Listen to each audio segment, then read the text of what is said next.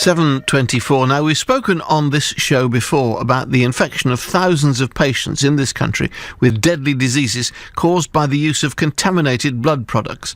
More than 4,000 patients who received blood transfusions in the 1970s and 1980s were infected with hepatitis C. Hundreds more were also infected with HIV. Many have already died.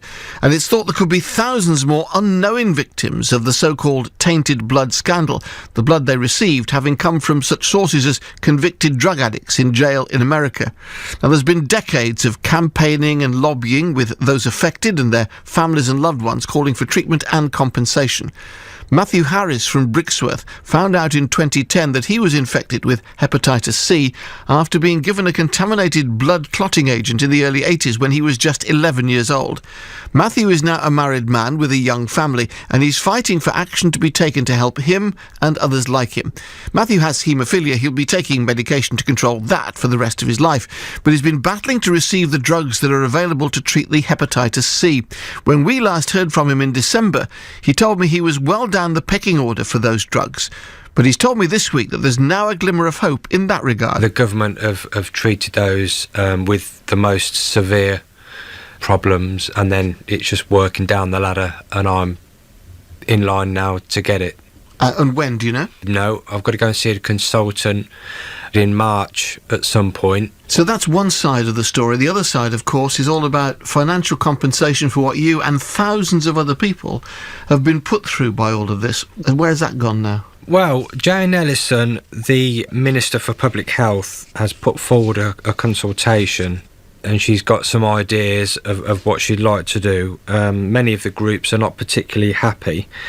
Those people in my position are means tested, to see what we would be eligible for, which I don't really think's fair. Those with severe hepatitis C are on an annual £15,000 a year, and it's not even index linked. So in theory, they'll be worse off. So it's not looking good. And it's a saga that doesn't seem to have any sign of resolution.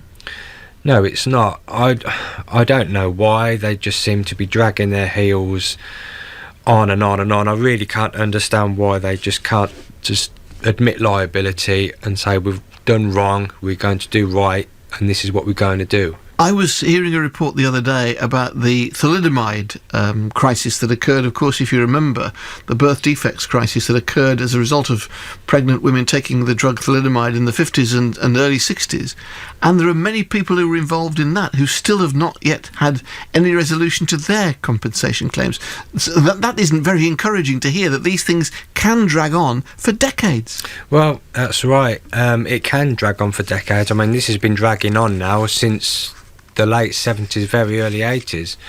Now, there's many countries that have admitted liability. In France, there was 2 officials that went to prison over this. In Italy, recently, there were some government officials that were found guilty of this involvement. But in Ireland, they've put this to bed. They've paid their dues, they've admitted liability.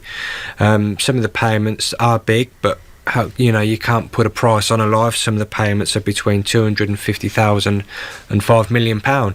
It is a lot of money, yes, but you can't put a price on your life. Some of these families have lost their fathers, children, right from an early age, and they've been robbed of fatherhood, their children. You just can't put a price on it. And what about your own circumstances? You've told us how you are physically. What impact is all this having now on your life and your family's?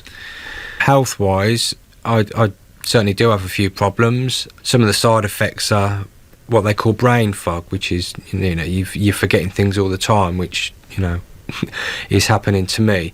But there are a few other medical problems that I've got that, I don't really want to go into at the moment. That you wouldn't have had otherwise? No, quite. No, I wouldn't have, had those.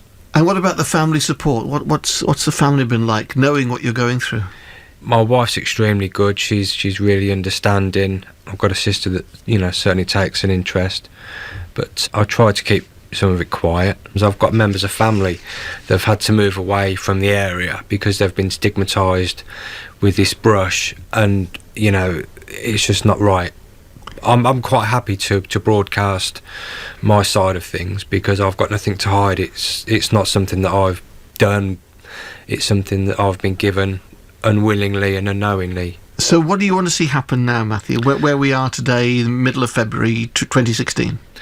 I want it to be brought to justice quick. You know, I really don't want this to be dragging on and on and on. It's something that people in my situation, and those that are worse off, that really have had enough now, and it's about time they just put this to bed. Well, Matthew mentioned there the consultation launched by the Public Health Minister, Jane Ellison. When she announced it in the House of Commons, she said that she recognised that for some it will come too late, and that no amount of money could make up for the impact the tragedies had on people's lives. But she reiterated the government's apology to every person affected by it. She added that the consultation is an opportunity for all those who've been affected to have their say, and the consultation will run until the 15th of April.